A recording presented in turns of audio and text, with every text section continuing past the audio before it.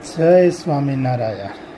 શિક્ષાપત્રી શ્લોક નંબર 8, શ્લોક નંબર 9. અને તે સદાચારનું ઉલ્લંઘન કરીને જે મનુષ્ય પોતાના મનમાં આવે તેમ વર્તે છે તે તો કુબુદ્ધિવાળા છે અને આલોક અને પરલોકને વિશે નિશ્ચય મોટા કષ્ટને જ પામશે.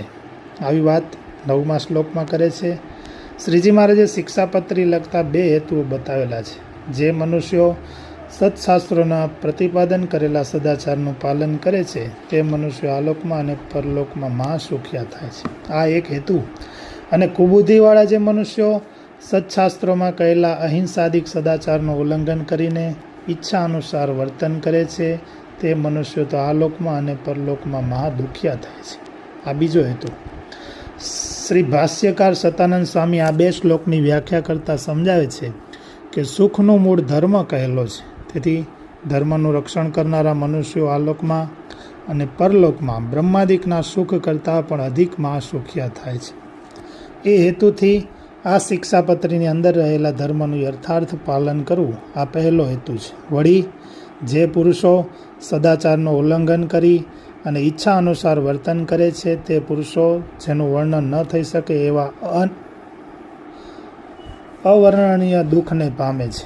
ભગવદ્ ગીતામાં પણ કહેલું છે કે યશાસ્ત્ર વિધિત મુત્સૃજ્ય વર્તતે કામકારાત.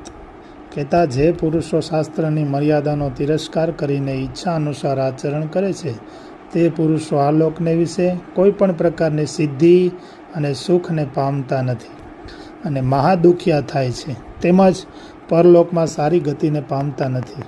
ભાગવતમાં પણ કહ્યું છે કે ભાગવત પ્રતિપાદન કર્યું છે કે અજામેલનો જ્યારે મૃત્યુ સમય પ્રાપ્ત થયો છે ત્યારે અજામેલને લેવા માટે યમના દૂતો આવેલા છે.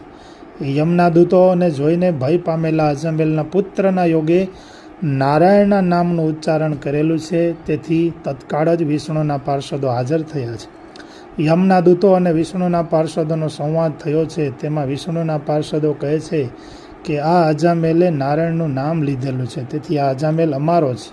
અને યમના દૂતો કહે છે કે અજામેલ શાસ્ત્રોનું ઉલ્લંઘન કરીને ઈચ્છા અનુસાર આચરણ કરેલું છે અને જીવન પર્યંત પાપમય આયુષ્ય વ્યતીત કરેલી છે અને વળી વેશ્યાનું અન્ન ભક્ષણ કરેલું હોવાથી અતિ અપવિત્ર થયેલો છે અને તે પાપોનું પ્રાયશ્ચિત પણ એને કરેલું નથી. માટે આ અજામેલનો અમો ધર્મરાજા પાસે લઈ જશું, કારણ કે આ લોકમાં જેને પાપોનું પ્રાયશ્ચિત કરેલું ન હોય તેને ધર્મરાજા દંડ વડે પ્રાયશ્ચિત કરાવી અને શુદ્ધ કરે છે.